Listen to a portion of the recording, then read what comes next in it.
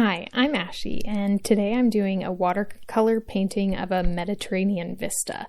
This painting took me just over 2 hours to complete, and I've sped it up about 4 times for this video. I start with just a loose sketch of the road and the house, so I'm really focusing on getting the proper perspective here. I keep it loose by holding my pencil toward the end and then keeping my grip light. I just start with the outlines first of everything, and then I go back and kind of fill in those areas. I add in a huge pot in the front, which will hold like a big flowering tree. And then after I get those basic shapes in, I add the windows and the door to the house. So again, I'm just focusing on the perspective. So I'm adding the lines to the windows to make them appear recessed into the wall and making sure that the angle of the windows and the door are correct. So the top line points down toward the horizon line and the bottom line is pointing up toward the horizon line a little bit. So not going to get into all of it, but vanishing points and all those things, but making sure that they aren't parallel. They actually tilt toward each other a little bit. And then just drawing in some of the details here for the window pane and for the door, like panels or panes or whatever they're called as well.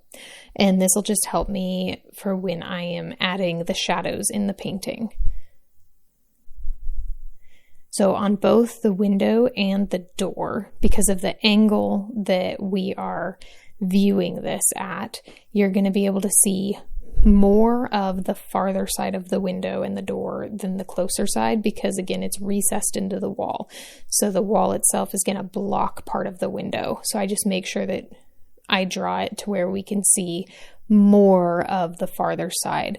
So the center line is not going to be in the center of the opening. It has to be shifted slightly. And that helps with that perspective as well and that illusion of 3 dimensions. After getting the entire foreground drawn in, I add the background with the horizon line and then just a general guide for the coastline. It's really loose. It's not detailed at all. And I kind of edit it as I'm painting. I also add a hint of the tree trunk just to get an idea where I want it placed to make it look like it's in the center of the pot. Also, that tree trunk is going to be lighter than the soil, so I need to make sure to not paint that area. After that, I lighten up the entire sketch by rolling my kneaded eraser over it, and that's my favorite technique for lightening up a sketch before painting, is just to roll it over. I finally also add just some small adjustments to the pencil sketch just to ensure I'm happy with the perspective before starting the actual painting. For the painting, I begin with the sky using a really light wash of cobalt blue. And I make sure to paint around the building since the building is going to be very light, almost white. And then I lift a little bit out, add some clean water, push the paint around a little bit just to make it not look super flat. I want it to look like maybe there's some light clouds. I then add a slightly darker wash of the cobalt blue to the sea. I don't wait for the sky to dry before I do that, so that it does kind of bleed up into the sky a little bit, but I just take a clean, slightly damp and stiffer brush to lift out that horizon line. I also use that same brush to lift out some highlights on the sea itself, so kind of along where the coastline where maybe waves would be crashing, and just kind of make it look a little bit ripply. Now I start on the foreground. The Mediterranean home will be nearly white, but I don't want to just leave the white of the page, so I add a super pale mixture of something. I don't remember for sure what it was, but I think it's maybe maybe yellow ochre, just really, really watered down. So it's mostly water. I add a bit of burnt sienna and Payne's gray to the mixture to make like the sidewalk color and the road color. so that it has some contrast with the wall and the house. And then I add even more gray into that, wet on wet, to make the road have some texture and not look like one flat wash again, because this is going to end up being like an old textured stone road. So I want it to have some loose texture there. Now I add another layer of color to the walls, making it a warm brown and slightly darker by using a little bit of burnt umber. And here I start to develop the three-dimensional shape of everything. So the wall kind of going back into like an alley behind or next to the house, and for the recessed windows and the door. So the way that I make this illusion is both by the perspective that I've already drawn in and then the shadows that I'm painting now. So just adding that shadow will make that wall kind of pop out away from the window. It's really fun to watch it happen, actually.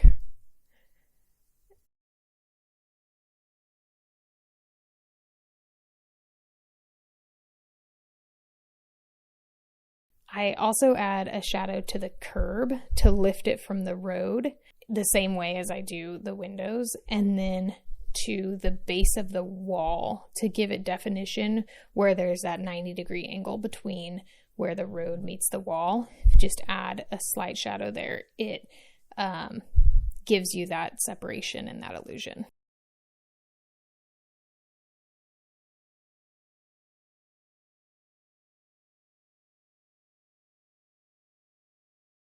I mix up another puddly, watery cobalt blue mixture here for the doors and the window panes.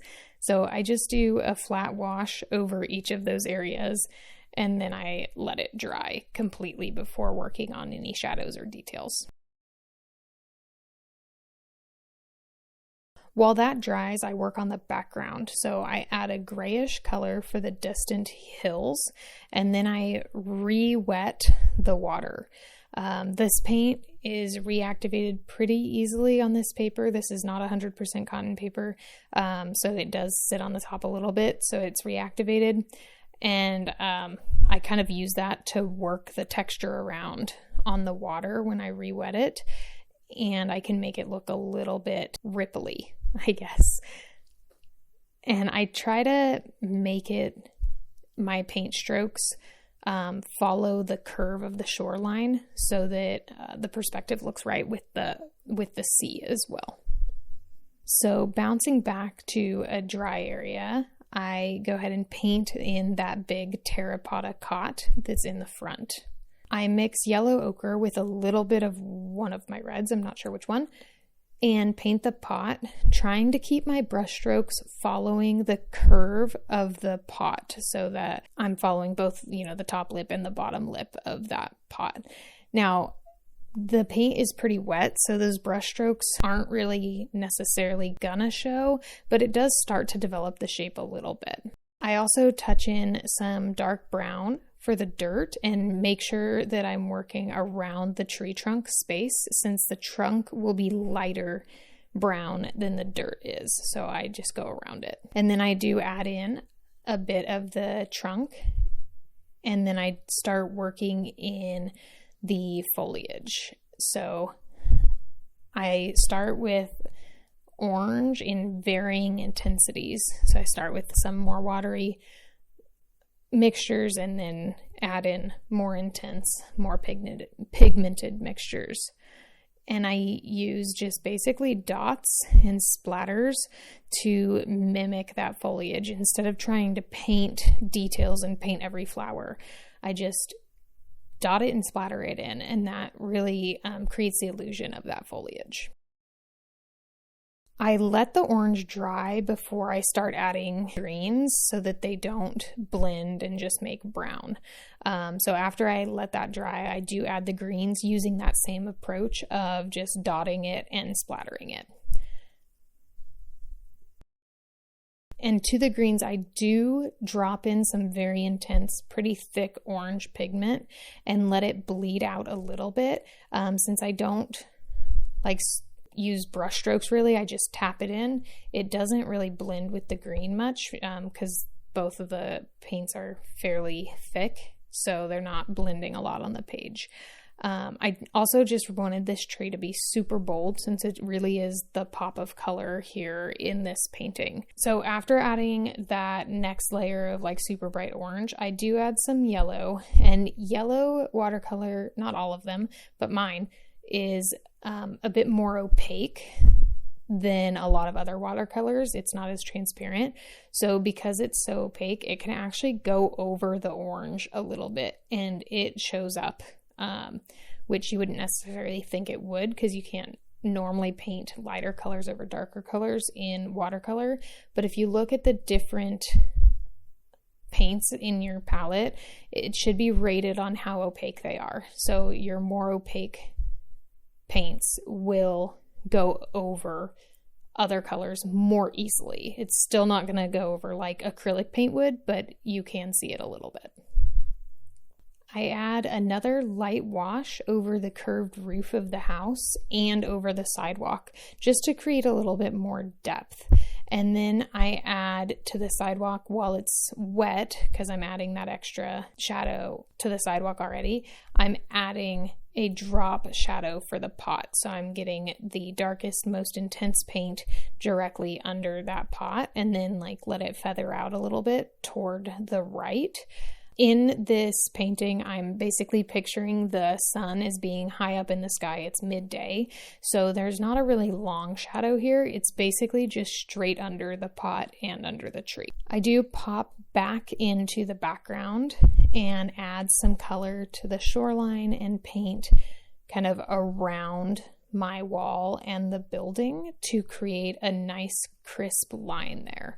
I also add another wash of color to the sea to really brighten it up, and add another wash of gray to the mountains to make them contrast with the building and the sky a little bit more. They just are a little bit too pale back there. So I just add another wash to everything to brighten it up. Now that the windows and doors are dry, I go back in and add the details for the panes. So I create a darker, slightly thicker mixture of the cobalt blue, and I add shadows around the edges of the doors and the windows, and well, just the one window because I covered the second one with the tree, but I add the shadow around the edges and then around each window pane or like wood panel part of the door.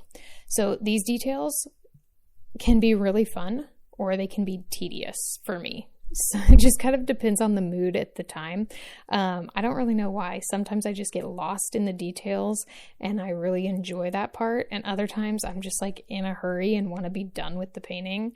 So it's really hit or miss for me whether I like these kind of smaller detail parts of the painting. For this one, honestly, I don't remember how I felt about it. But I just did another painting that I spent like a solid 2 hours painting very small details, and I really enjoyed it. So it's hit or miss. For the dark windows on both the door and the window, I add ultramarine and a Payne's gray mixture, so it's really dark, and then I just basically block them in. This small flat wash brush that I'm using is really great for creating those rectangles in basically just one stroke. So I can do one stroke down and then go in and kind of clean up the edges a little bit after that. So here I'm adding some dry brush and then some very minimal line work to make the road look like old stone. So the dry brushing just picks up the texture of the paper so that it doesn't look super smooth. And then I'm using it's not a high contrast here, just using a very pale gray that's almost the same gray that's already in the road to add the lines and just create that kind of minimalistic texture look there on the road. I also add some dry brushing onto the pot to add texture, and this is done with the same color as before, but just less water, so it's slightly darker, not a lot darker. It's really just about adding that texture. And I add one more layer of shadow to the recessed window and door to make them pop a little bit more. So as watercolor dries, it tends to fade and get a little bit lighter. So as this dried, I noticed that it wasn't as much contrast as I wanted it to have. So I just added another layer. And then I also add the door hardware in here. So I just use a very thick yellow mixture, and again, since it is a more opaque watercolor, it goes over that pale blue just fine. So here I'm just doing more dry brushing here and there on the walls just to pick up a little bit more texture. And I add a bit more color to the sea, and some splatters are never a wrong answer, so add a little bit of splatters in there too. After that, I add just a touch more shadow here and there to increase the contrast. So at this point, I really felt like it was done. I mean, I'm still fiddling a little bit, but I felt like I was done with it. But as I looked at it and as it was drying, I noticed that something was really missing. So I did come back to it. And it didn't dry flat, so I did tape it down when I came back to it, and I addressed that kind of lack of flatness later. There are different ways to make your paintings flat after they're already painted, so I'm not that worried about that. So here again, after I came back, I added just a little bit more texture to the house and to the pot. Nothing major there. But you can see I did sketch in a figure there, a woman looking out over the view. I wanted to kind of fill out space. It just felt too light and it just felt empty over there. So I put her in, and I'm gonna put her in a ultramarine blue dress. So that really pops against the whites and grays in the walls and the road, but it still complements the painting with the other blues, and then orange and blue are contrasting colors too. So that was originally what I was going for with the orange tree with the blue sea and the blue doors. So this just adds another pop of that blue, and it's a little bit more of a vivid blue here. Again, I just sketched her really loosely first. Nothing major here with the shapes. It's just her from behind. So flowy dress and flowy hair, basically. So I did use a thicker pigment, and I made it kind of streaky looking on purpose so that it looks like folds in the blowing fabric without really having to work hard on getting shadows or anything. I added a foot and her hair, and the hair is blowing in the same direction as the dress. And then I just add some flesh tones to create her arm and her back super simply. It's just basically some lines and dots of color. It's not that much. Drawing people from behind, especially like women in dresses and skirts that are long where you can't see their legs and stuff, is pretty simple. So it's a nice way to add figures into your sketch if you are a little bit more hesitant with drawing people, which I definitely am. I'm not super big on portraits at this point, but drawing for them from behind makes it easy. So you don't have to worry about faces or hands or anything like that. Just get kind of an oval for the back of her arm and then draw kind of a dress shape, which is pretty simple. It's just like a rectangle. And then I did give it that scoop back, which is just, again, kind of an oval. And then we just fill in each of those blocks with the flesh tone there. For her hair, I do add just a little bit of depth by adding some low lights. So just some darker areas of paint and kind of just stripe it in there. I finish by adding just a slight shadow under her and the dress, keeping it the same direction as the slight shadow under the pot. So again, since the sun is high in the sky in my painting, my imaginary sun, it doesn't create a very distinct like long shadow. It's just straight underneath her. And finally, I add a bit more depth to the water that is furthest from the shoreline to make it have more of an obvious gradient from light at the shoreline to dark out in the deeper water. And that's where it landed. I was much happier with the painting once I added the figure. It added a point of interest to that empty area on the right, and it also makes me imagine that I'm that girl there looking at the view. So I think that is another reason that I kind of am drawn to it more. Thank you so much for watching. I hope you enjoyed this video, and I hope you learned something. Have an awesome day.